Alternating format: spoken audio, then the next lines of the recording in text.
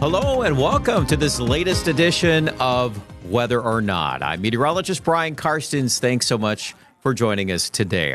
Well, one of our topics today covering the fog around KELOLAND from the early part of the day. Very dense. I'm sure a few of you have your weather diaries ready to go and writing down the 90-day fog rule, or maybe it's a couple of days either side of 90. That's always interesting to talk about. One thing about this forecast, though, humidity in the air. We're going to visit about that subject. That is going to lead into a conversation about thunderstorm chances this weekend and how that could play out in parts of our region. And I do think it's a big player, especially for the west and the northern sections of South Dakota. All right, well, before we begin with our full weather, let's take an upfront look at the weather forecast for the rest of this Wednesday. And as we conclude the afternoon and into the evening, we'll be scanning the skies for some thunderstorm development in southwestern South Dakota. You can see the action there. It looks like around Spearfish to Hot Springs. We are going to carry some evening thunderstorm chances there. And this is part of a pattern that will likely repeat as we get into the next several days. We're going to see another round possible again tomorrow, probably a better shot getting into Friday, Saturday, Sunday. And this is going to be a slow progression moving to the east over time. So this is going to be a topic I think that we'll be needing to spend some time on that subject today because we need to analyze how that's all going to happen. However, before we unpack that, yesterday we had an opportunity to talk to Chief Meteorologist Jay Trobec. And he is on an adventure to Europe and traveling there, talking to fellow meteorologists about weather and learning about weather. And he's got some fun and interesting topics to discuss with us. And he'll be our guest coming up next. Stay with us. Welcome back to Weather or Not. I'm meteorologist Brian Karstens. Well, today we've got a special guest on our program.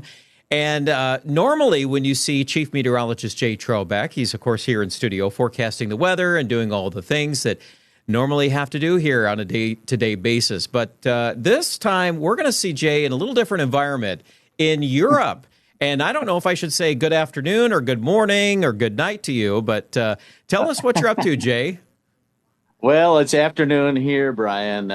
I'm at the European Meteorological Society, and our meeting this year is in Ljubljana, Slovenia. Ljubljana is the capital city of Slovenia, and it's kind of my ancestral home, so it's kind of neat for me to be here, actually.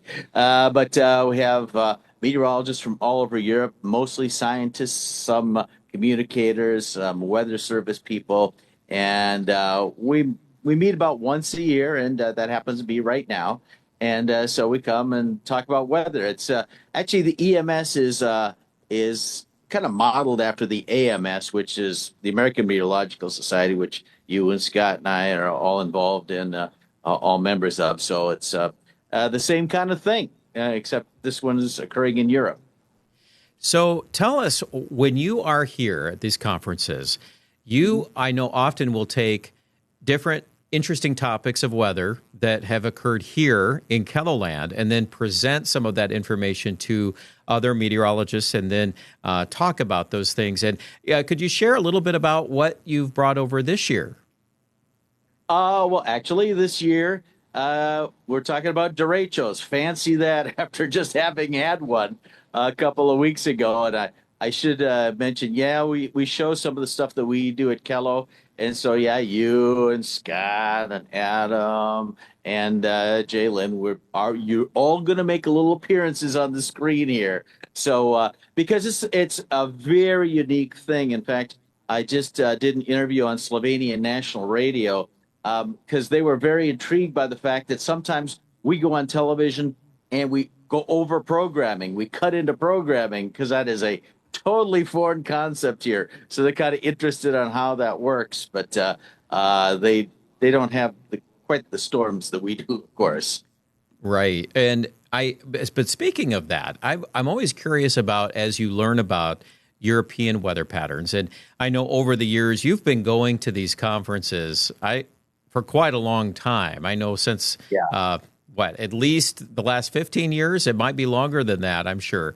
But you, longer. I was maybe closer to the time I started here. It might go back to that range. But at any rate, I remember a couple of times you came back and talked about Romania, one trip, and in particular talking about how Romania had supercell thunderstorms and some of the things they were discovering using radar technology, and even the companies that we've worked with here in America deploying radars there and what they've discovered. Maybe you could tell us about how things are actually similar in some parts of Europe compared to South Dakota. Yeah, yeah. Well, when I first started coming here, and I'd show us some of our tornado coverage stuff because I found that very interesting. But I remember in particular the trading officer for the BBC in London saying, "Oh, we don't get tornadoes here," and sure enough, in recent years they have been getting tornadoes here, and so now they are trying to beef up their radar coverage because the first time I came, I gave a talk, and a woman from Romania stood up and said, did I understand you that you have 3 radars at your television network?" And I said, "Yes, that's true." And she said, "Oh, that's more than in my entire country." Wow. Interesting. I think, too, as you go to these conferences, I know, here's another question. I'll just throw this out to you. We talk a lot on television about using the European model and all the things that entails. Being in Europe and being in their backyard, tell us a little bit about the background of how weather, the culture of weather, and maybe even drilling into a little bit about that, because we tend to give that a lot of priority here in America, don't we? Yeah, we do, BK. And I mean, those people are right in that building behind me right now. So I'm going to be going and listening to some of them in just a few minutes. We've been using the European model of Kelo, I'm pretty sure, longer than any TV station in the U.S. And it goes back to when I first started coming here, and I was seeing the verification numbers and seeing how good the European model was. And so that's why we really, at KELOLAND TV, we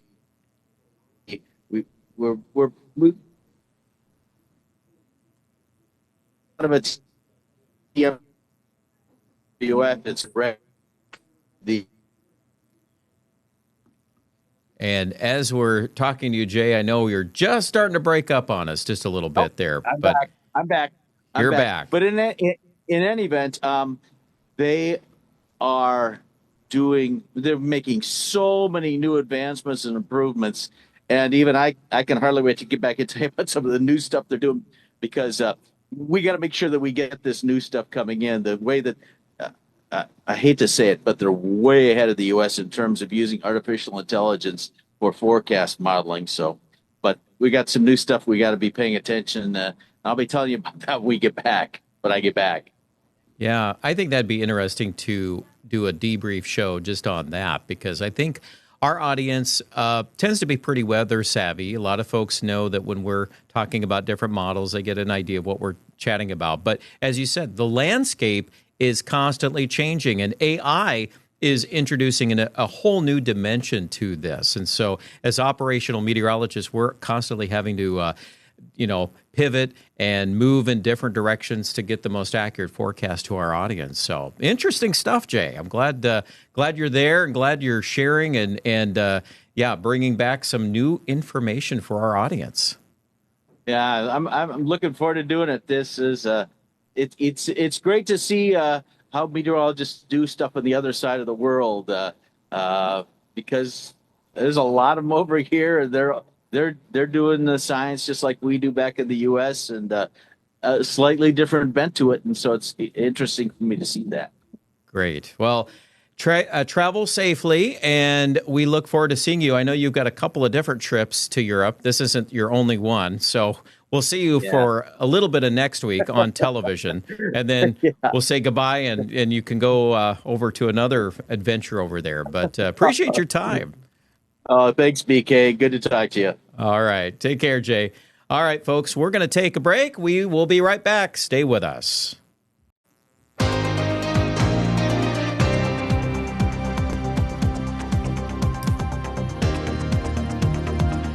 Welcome back to the program. Nice to talk to Jay there yesterday about all of his adventures. We look forward to seeing him again on our side of the ocean, if you will, going into next week. Now, as we visit about weather today, I want to bring up the conversation about humidity and dew point. Of course, we experienced a lot of fog around the region this morning, no question about that. And so this was a graphic, I'm going to bring this up for you, that I showed during KELOLAND this morning. And this brings up the question about dew point, and in particular, how the humidity will be affecting us over the next few days. So let's put this graphic into motion, and you can see the prevalence of a southeasterly wind that is going to contribute to the humidity levels. Now, dew points in the 60s any time of the year in the summer, but especially even getting now into mid-September, those are pretty decent values, aren't they? So not only is the temperature going to be above normal, the humidity levels will go and coincide with that. So that's going to feed into some of these thunderstorm chances. Now, it's one thing if it's like this for a couple of days. It's another if this sticks around for several days. Well, let's see if that's possible. This is now going to get our graphic here going into Friday. We've got dew points perhaps 65 to 70. That's pretty high. That's going to lead into Friday night and all the football games. So think about how cool and chilly it was last week. This time around, much different story. And then we get into Saturday. We still have some humidity. Of course, thunderstorms are going to be crisscrossing the region at that point. So, of course, we can entertain that idea, how that kind of gets into the mix here. And then we get into early next week. We still have a pipeline of moisture coming in from the south. Now, if you're counting with me, we're seeing all these days lining up. So what? We've got today's day one, Wednesday, Thursday, Friday, Saturday, Sunday, Monday. We're still in a south wind in Sioux Falls. That's 6 days in a row. You want to keep going? Let's visit about that. This is Tuesday of next week.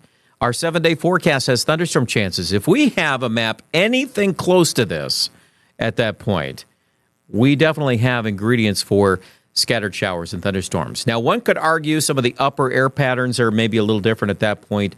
How many, where are the focal points for thunderstorms?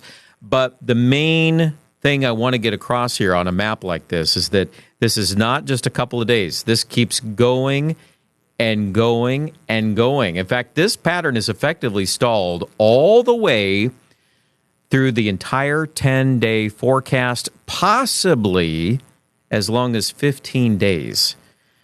Now, if that happens, if we stay under this regime for that long a period of time, one can only assume that when the pendulum swings the other direction, it'll probably be a more significant swing. So we're just setting the stage for some of those things. Scott and I talked about this pattern yesterday. I still think we're in the thick of that humidity. And, of course, not every day is going to be oppressively humid. That's not the point. The point is the south wind and the general characteristics of the air that are going to be in place. Now, thunderstorms are part of the outlook, and we're going to talk about that and the rest of the big picture pattern when we continue. Stay with us.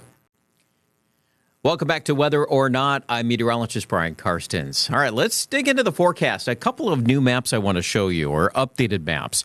This looks at our 30-day precipitation totals relative to average. Tells us where we're starting to dry out. We had some thunderstorms yesterday, a couple of areas east or around Sioux Falls, we'll say. But there's some deficits growing in here. It has been drier than average. Spencer, Iowa, that might come in a little surprising to see that, only at 24% of normal. If you dive in a little deeper, you'll find numbers like that in the Canton area and certainly over into Turner County, been a little drier. So we've been kind of relying on those reserves from some of the carryover from earlier in the summer. But, you know, honestly, a lot of this year, there have been several of us that have just had enough rain to keep going. And then you look to the north, well, it's been a different story. We have, of course, the very heavy rains that have fallen over Beadle County. That's why Huron is so high. And then look at the effects of that low pressure from Labor Day weekend. The thunderstorms and the rain that really hit west of Pierre, pretty obvious on that particular map. Now, the 7-day total That includes yesterday. Well, there's a little bit there around Sioux Falls. Again, those were spots. If you caught the rain yesterday, some of you had even better than an inch of rain in a few individual spots. But the vast majority, not nearly as much. Here's what's interesting. Now as we look ahead to the pattern going into the weekend, thunderstorm chances are there, western, central, northern South Dakota. Look at North Dakota. The yellow and the orange is representing where we could be looking at upwards of 1 to 2 inches of rain. Now, the modeling, of course, isn't going to get specific if we even have locally even more than that. But given the nature of a slow-moving system, effectively here several days, repeated rounds of showers and thunderstorms, it makes us think that it's possible that, these numbers we're seeing are not too far-fetched.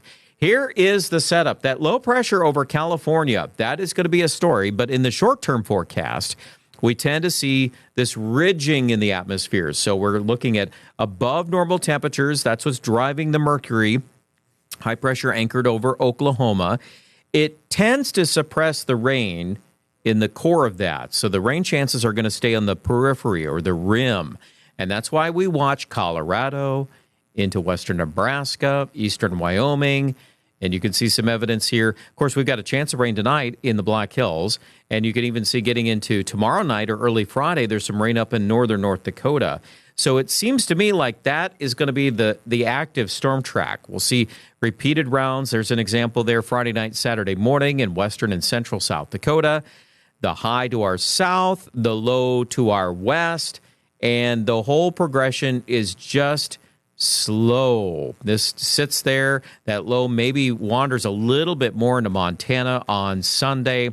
Now, this is a little more aggressive. That does paint some showers and storms from central North Dakota into central South Dakota. Our 7-day for Sioux Falls is calling for rain on Sunday. We think that there's enough evidence that this low pressure should be able to send a spoke of rain our direction. In particular for Sioux Falls, I would watch radar on Sunday in central Nebraska. If you see rain in central Nebraska, maybe over to Norfolk, okay, then that's the rain that'll head towards Sioux Falls. When you see rain earlier in the weekend out in Rapid City, that rain is not headed towards Sioux Falls. That's the rain that's going to head up to Bismarck. So you got to follow the steering winds here in the atmosphere. There's a look at Sunday night. That tends to show a spoke of thunderstorms through here. And then, going into Monday, too. It's possible. We could see a couple more of those. It'll just depend on the timing. But you could pick a day here. Tuesday of next week, Wednesday of next week. It's kind of a messy pattern here. It is above normal, though. Temperatures are likely to stay in the 80s. And we're not going to shy away from that. I think we could stay above normal for the better part of at least 10 days. This pattern, too, that's the, a week out from Thursday, and it has more of the same here. That low pressure area kind of looks a little different there at the end, more up into northern or central Canada. But it still can be a pattern of warmer than average temperatures and higher humidity. So if you're a big fan of just letting summer just kind of sit and, maybe sticking around a little longer, well, guess what? You're going to have a treat here the next few days. We're going to lengthen out some summer weather and keep those 80s going in the forecast.